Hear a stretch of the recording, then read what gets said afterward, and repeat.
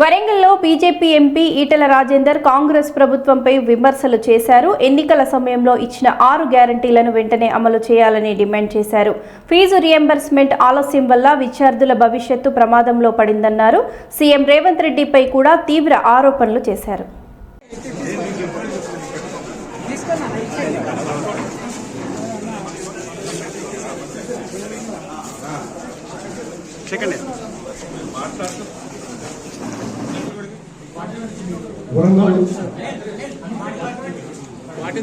వరంగల్ జిల్లా ముఖ్య కార్యకర్త అలాగే ఈ కార్యక్రమానికి మాజీ ఎమ్మెల్యే ప్రదేశం అందరికీ పేరు పేరు నమస్కారం తెలుపుతూ ఈ కార్యక్రమానికి అధ్యక్షత వహించవలసిందిగా అశోక్ గారికి రాష్ట్ర నాయకులు తిరుపతి రెడ్డి గారికి ఈ కార్యక్రమం మాట్లాడే ముందు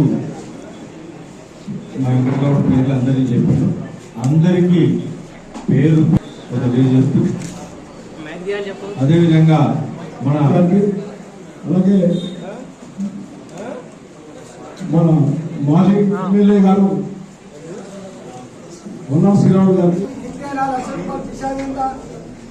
బంగారం ఇస్తా అని చెప్పిండు.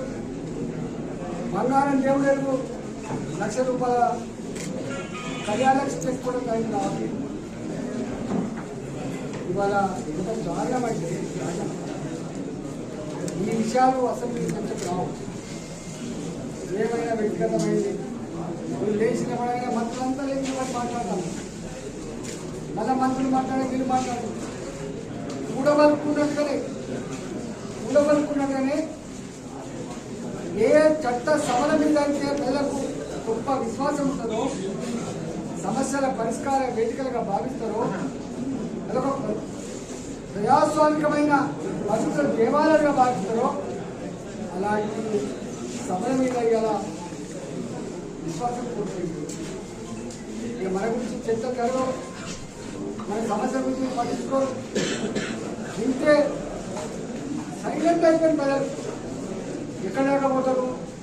90 ఫోన్ చేయి తింటే 2020 నవంబర్ వరకే కదా అధికారులు.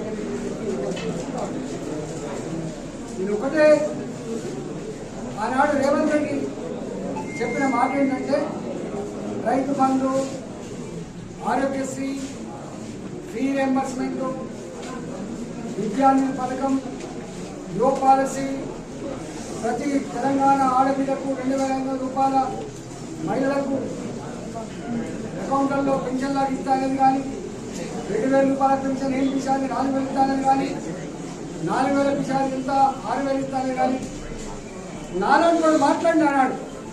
ఎంత సాధ్యమైతే రేవంత్ రెడ్డి గారు సాధ్యమైందా? ఆయన అన్న మాట ఏంటంటే, హైదరాబాద్లో ఒక పీస్ ల్యాండ్ అమ్మితే, ఇంత ల్యాండ్ అమ్మితే 40,000 కోట్లు వస్తాయి, 50,000 కోట్లు వస్తాయి. హైదరాబాద్ ఇంత రిచెస్ట్ ల్యాండ్. అసలు మొదట్లో కొన్ని భూములు అమ్ముకున్నారు.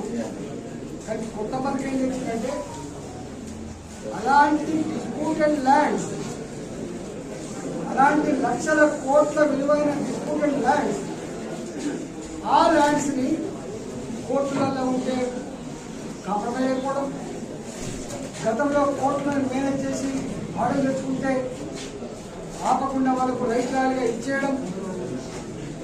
ఏ piece of land, a Hyderabad land అమ్మితే ఫీ రియంబర్స్మెంట్ కడతానో, రైతు బంధు ఇస్తా అని చెప్పినావో, కళ్యాణ లక్ష్మి చెక్కులు ఇస్తా అని చెప్పినావో, ఆ భూములు కూడా రియల్ ఎస్టేట్ వ్యాపారులు, భూకామందులు ఇవాళ